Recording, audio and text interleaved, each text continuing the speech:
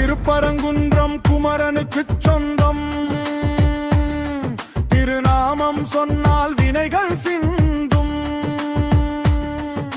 பரம்பொருள் மைந்தனுக்கு பந்தன்.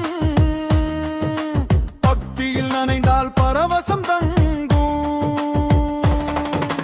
மலை மேல் அமர்ந்த மணிமாடம், மன்னவன் நாடும் திருக்கூடம், தலைமகள் போற்றும் தடாகம், கந்தன் அளிக்கும் சுபயோகம்.